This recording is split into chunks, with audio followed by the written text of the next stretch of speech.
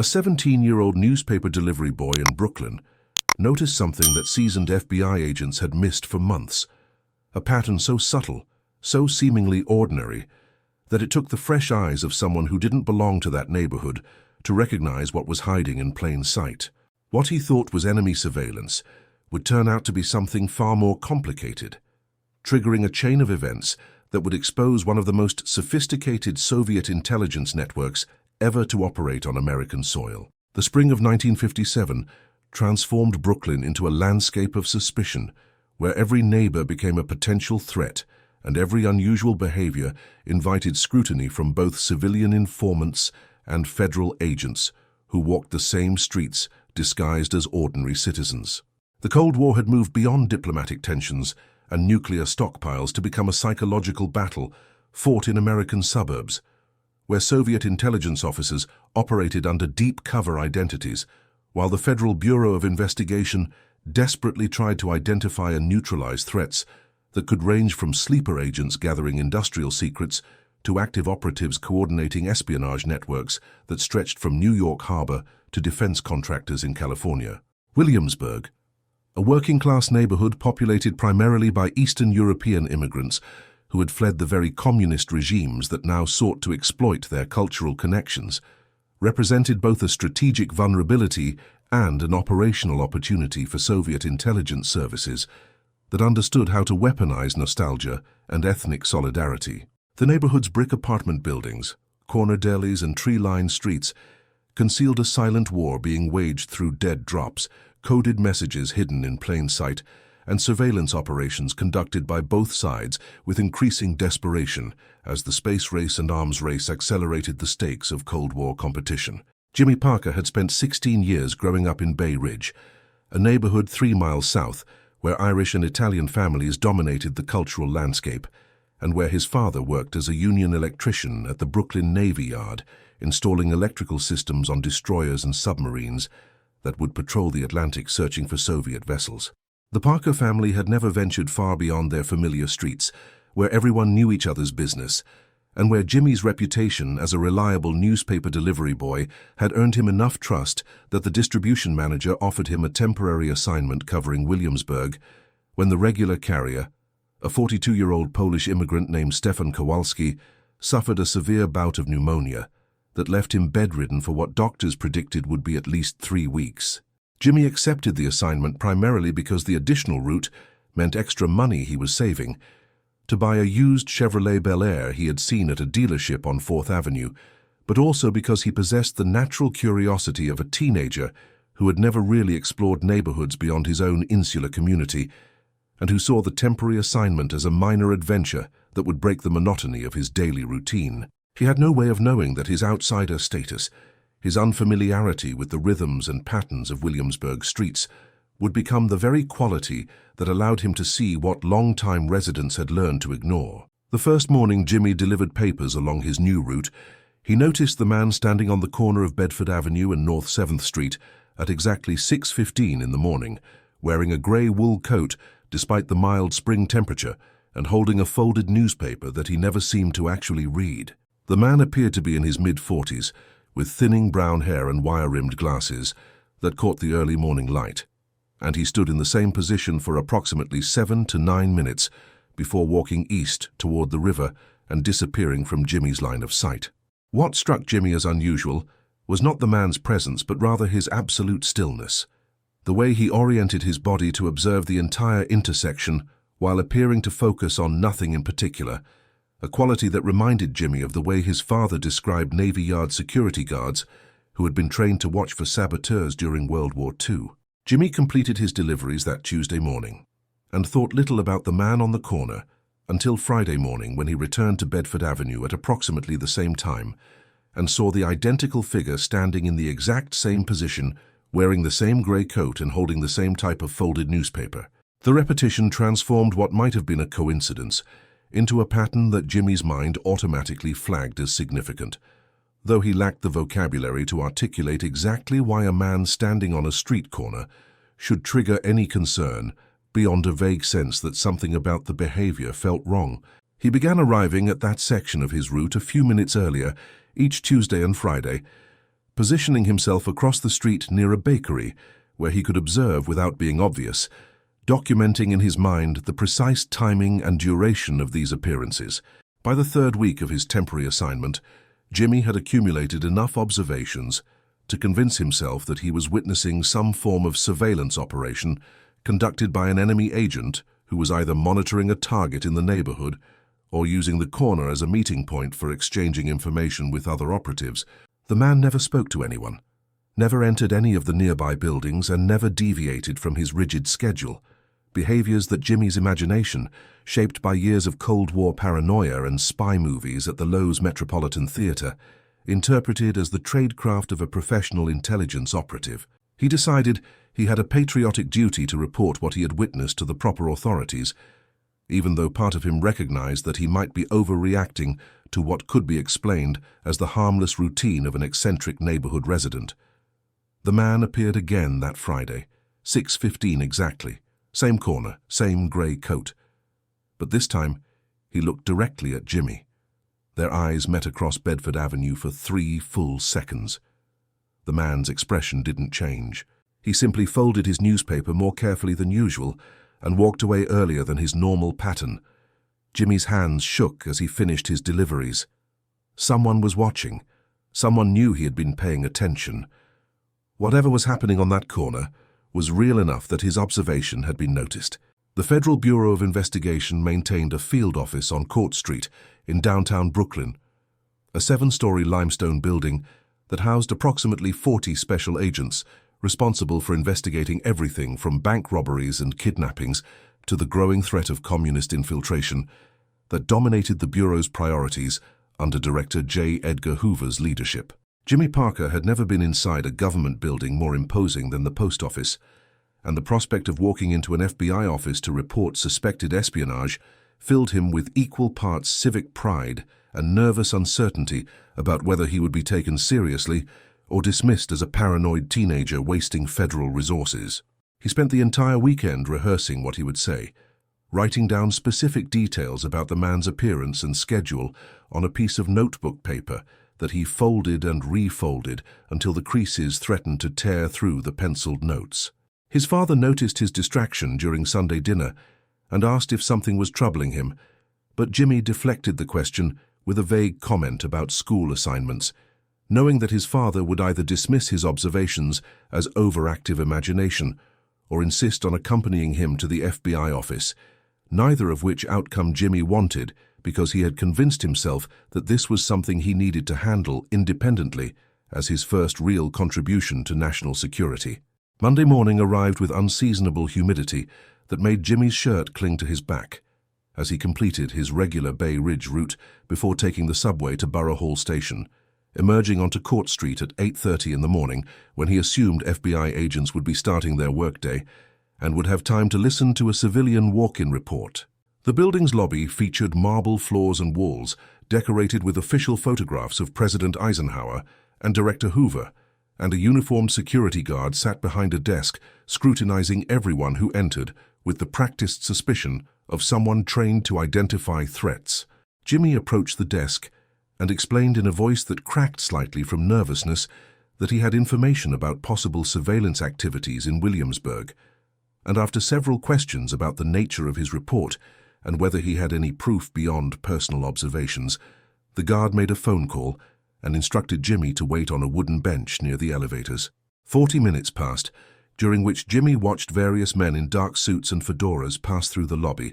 some carrying briefcases and others engaged in quiet conversations that stopped abruptly when they noticed him watching, and he began to doubt whether anyone would actually consider his report worth investigating, or whether he would be politely thanked for his patriotism and sent home with nothing to show for his civic duty except lost wages from missing his afternoon school classes. A heavy-set man in his 50s with a receding hairline and a loosened tie finally emerged from the elevator and introduced himself as Special Agent Edward Brennan, leading Jimmy to a third-floor interview room that contained nothing except a metal table, 3 chairs, and a window that overlooked the street below where normal people conducted their normal business without worrying about enemy agents operating in their neighborhoods. Brennan listened without interrupting as Jimmy explained his observations occasionally making notes on a yellow legal pad, but more often studying Jimmy's face as if trying to determine whether the boy was sincere or delusional, or possibly even part of some larger operation that required careful evaluation before committing bureau resources. When Jimmy finished his account and slid his folded notebook paper across the table, Brennan picked it up and read the details with an expression that shifted from skepticism to something resembling concern, though he maintained the professional neutrality that federal agents cultivated to avoid revealing operational information to civilians, regardless of their intentions. Brennan asked Jimmy to describe the man's appearance again in greater detail, focusing on specific physical characteristics that might distinguish him from thousands of other middle-aged men in gray coats, and Jimmy provided everything he could remember, including the wire-rimmed glasses, the slight limp in the man's left leg that became apparent when he walked away, and the way he held his newspaper folded into quarters rather than rolled like most people carried their morning papers. The questions continued for another 20 minutes, covering topics that seemed designed to test whether Jimmy's story remained consistent or whether contradictions would emerge that would reveal fabrication or confused observation, and Jimmy began to feel his initial confidence eroding as he realized that reporting suspected espionage to the FBI was far more complicated than simply stating facts and expecting immediate action. Brennan finally closed his notepad and told Jimmy that the Bureau appreciated his vigilance and would investigate the matter appropriately, though he cautioned that most surveillance reports turned out to have innocent explanations and that jumping to conclusions about enemy activity could damage innocent people's reputations and create unnecessary panic in communities that were already strained by Cold War anxieties. Jimmy left the federal building feeling deflated by the encounter, convinced that his report would be filed away and forgotten, while the man on Bedford Avenue continued whatever operation he was conducting without interference from authorities who apparently received so many paranoid tips that they had developed immunity to civilian concerns. He returned to his newspaper route the following Tuesday morning, expecting to see the familiar grey coat and wire-rimmed glasses at 6:15, but the corner stood empty at the appointed time and remained empty through the entire 7 to 9 minute window when the man typically appeared. Friday morning produced the same absence, and Jimmy began to wonder whether his report to the FBI had somehow spooked the target into changing his routine, or whether the entire pattern had been coincidental timing that happened to break, just as Jimmy convinced himself it was significant. 2 weeks passed without any sign of the man. Then on a Wednesday morning that didn't fit the established pattern, Jimmy saw him again. Different corner, different time, 5:45 instead of 6:15. The man wore a blue jacket instead of the grey coat, but the wire-rimmed glasses caught the early light exactly the same way. He stood watching the street with that same unnatural stillness. Jimmy stopped his bicycle mid-delivery. His newspaper bag felt suddenly heavy. The man wasn't conducting surveillance anymore. He was being more careful, because someone had warned him, because the FBI had already known about him, and Jimmy had just compromised an ongoing operation by filing a report about an agent who was supposed to remain invisible. The realization that he might have compromised a federal investigation kept Jimmy awake through 3 consecutive nights, his mind replaying every detail of his FBI interview and analyzing whether he had inadvertently become an obstacle to national security rather than a contributor to it. The Cold War had created a culture where American citizens were encouraged to report suspicious activities through public service announcements on television and radio, through posters displayed in post offices and subway stations warning that a careless word could cost lives, and through neighborhood watch programs organized by local police departments in cooperation with federal agencies that desperately needed civilian intelligence to supplement their limited manpower. But nowhere in these public campaigns did authorities explain the possibility that suspicious behavior might actually be conducted by American intelligence operatives engaged in counter-espionage work, creating a paradox where vigilant citizens could inadvertently expose their own government's surveillance operations by reporting exactly what they had been trained to notice. Jimmy had followed every instruction about civic duty and patriotic observation, yet he now found himself in the uncomfortable position of potentially having damaged an operation that existed to protect the very security he thought he was helping to preserve. The decision to confront the man directly violated every instinct Jimmy possessed about personal safety and staying out of situations beyond his capabilities, but the alternative of remaining ignorant about whether he had helped or harmed national security felt worse than the risk of approaching someone who might be dangerous. He formulated a simple plan that relied on the directness that teenagers sometimes possessed before life taught them to calculate consequences more carefully, reasoning that if the man was indeed an enemy agent, then Jimmy's confrontation would force him to either flee or attack, both of which outcomes would confirm his suspicions and justify additional FBI involvement. While if the man was an American operative, then the confrontation would allow Jimmy to apologize for his interference and potentially learn whether his report had caused any actual damage to ongoing investigations. Friday morning arrived with the kind of clear spring weather that made Brooklyn streets feel temporarily free from the weight of Cold War anxiety, and Jimmy completed the first half of his route while rehearsing various opening statements that ranged from direct accusation to innocent inquiry,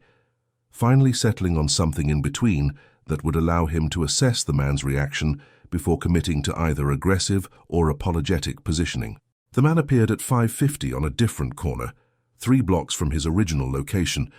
wearing the blue jacket Jimmy had seen the previous Wednesday and carrying a thermos instead of a folded newspaper, modifications to his routine that suggested someone who understood he was being watched and had adapted his behavior accordingly. Jimmy pedaled directly toward him, instead of maintaining his usual distance, abandoning his newspaper delivery route to close the gap before his courage failed, or before rational thought could override the impulsive determination that had brought him to this moment. The man noticed Jimmy's approach when the bicycle was still half a block away, and rather than walking away as he had done in previous encounters, he remained stationary and oriented his body to face the incoming teenager with the kind of relaxed posture that suggested either complete confidence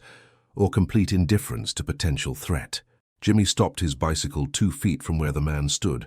close enough that conversation could occur without shouting,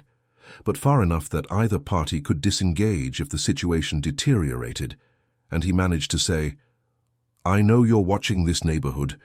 before his prepared speech dissolved into awkward silence that the man did not attempt to fill. Richard Morrison had worked counterintelligence operations for the Federal Bureau of Investigation for 17 years, during which time he had developed the kind of operational quirks and personal manias that characterized agents who spent too many years conducting surveillance while pretending to be ordinary citizens, pursuing ordinary routines. His habit of standing on street corners, observing neighborhood patterns, had begun as legitimate tradecraft during an investigation in 1948, but had evolved into a personal compulsion that he continued even when no active operation required such activity, a behavior his supervisors tolerated, because Morrison's instincts for identifying unusual patterns had proven valuable enough to outweigh concerns about his increasingly eccentric methods. He looked at the teenage newspaper delivery boy who had just accused him of surveillance,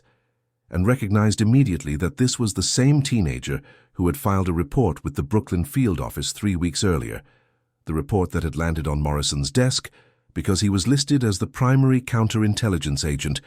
responsible for monitoring Williamsburg and surrounding neighborhoods for potential Soviet activities that might threaten the Brooklyn Navy Yard or the various defense contractors that operated throughout the borough. Morrison unscrewed his thermos and poured coffee into the cap without breaking eye contact with Jimmy, a gesture designed to project casual unconcern while buying time to decide how much information to reveal to a civilian who had already demonstrated enough observational skill to notice patterns that most residents ignored. He explained in a quiet voice that carried only far enough for Jimmy to hear that he was Special Agent Richard Morrison, that Jimmy's report had been forwarded to him specifically because the observed behavior was Morrison's own surveillance activity, and that while the Bureau appreciated civilian vigilance, Jimmy had just committed a significant operational security breach by confronting him in public where anyone watching might now understand that Morrison was not simply an eccentric neighborhood resident, but rather a federal agent whose presence indicated ongoing investigation. The revelation hit Jimmy with the force of physical impact, transforming his proud moment of civic duty into a catastrophic mistake that had potentially compromised whatever operation Morrison was conducting, and he stammered an apology that Morrison cut off with a raised hand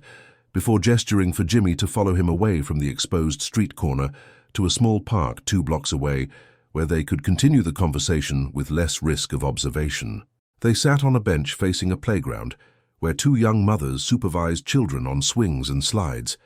a setting domestic enough that anyone watching would assume they were simply 2 people having a morning conversation rather than a federal agent explaining to a teenager how civilian interference could undermine months of careful preparation. Morrison revealed that the FBI had been monitoring Williamsburg for evidence of Soviet dead drop locations where intelligence operatives exchanged information without direct contact,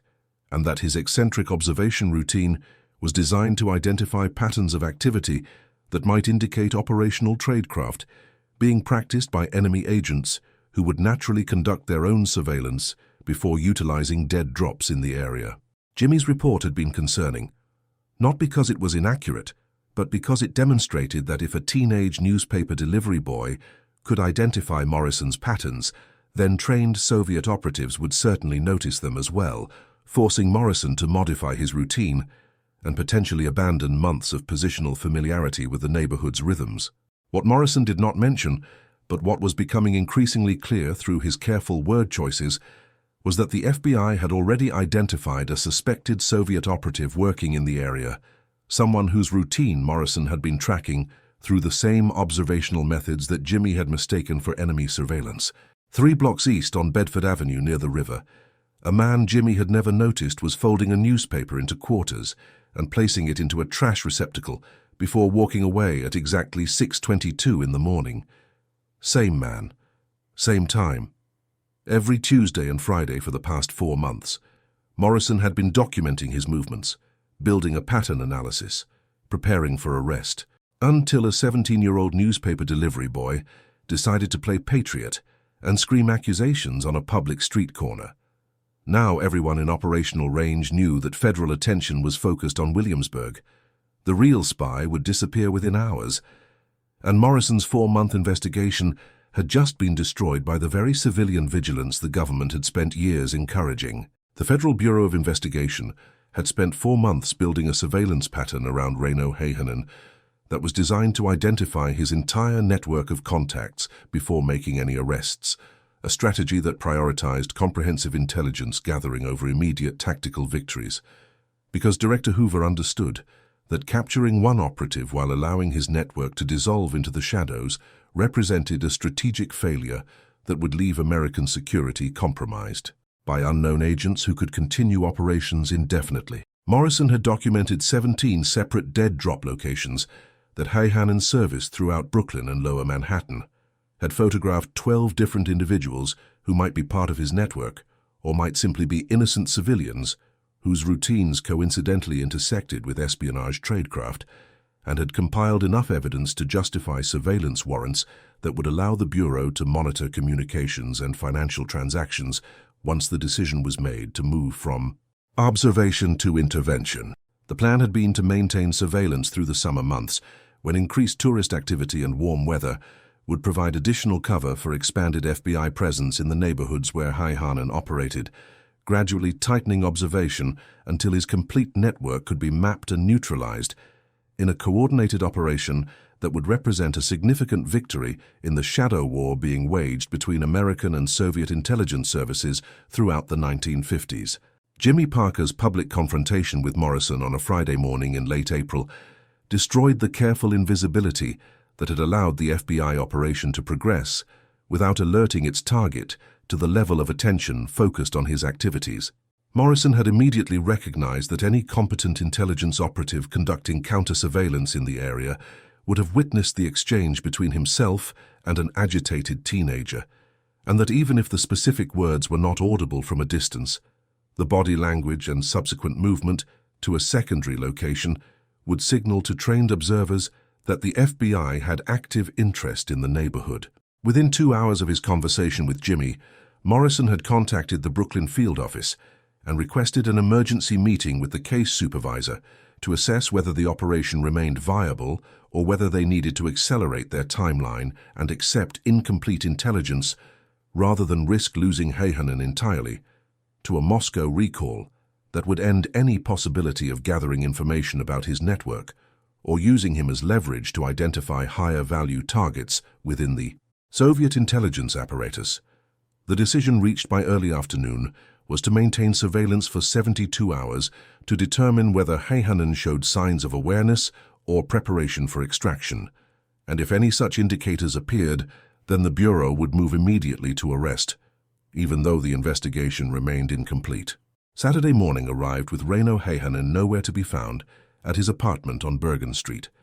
a development that sent Morrison and 6 other agents scrambling to check every known location where their target had been observed during the previous 4 months of surveillance. The FBI maintained rotating observation posts near 17 dead drop locations throughout Saturday and into Sunday morning, desperately hoping that Häyhänen would surface at one of his operational sites and provide an opportunity for arrest before he managed to secure passage out of the country through whatever extraction protocols Soviet intelligence had established for compromised operatives. Morrison spent Saturday night parked 3 blocks from the Bedford Avenue trash receptacle, where Häyhänen had been photographed, depositing and retrieving materials on his regular Tuesday and Friday schedule, calculating that if the operative intended to warn his network contacts about potential compromise, then he would need to utilize at least 1 dead drop location to leave messages that could be retrieved even after his disappearance. The calculation proved correct when Häyhänen appeared at 6:18 on Sunday morning, earlier than his usual 6:22 arrival time,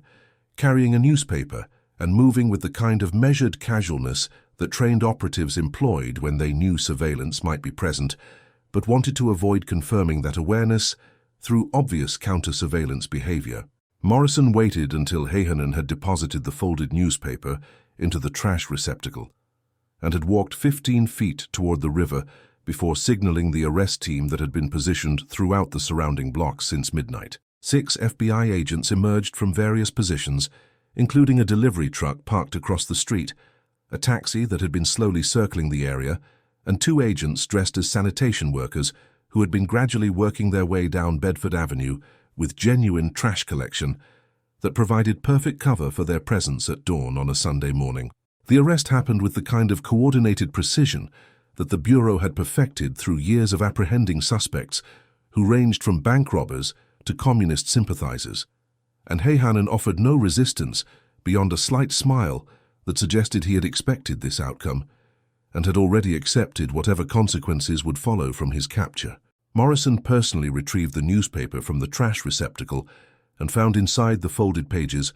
a hollowed-out section containing 2 microfilm strips and a handwritten note in Russian that would later be translated as instructions for emergency contact protocols,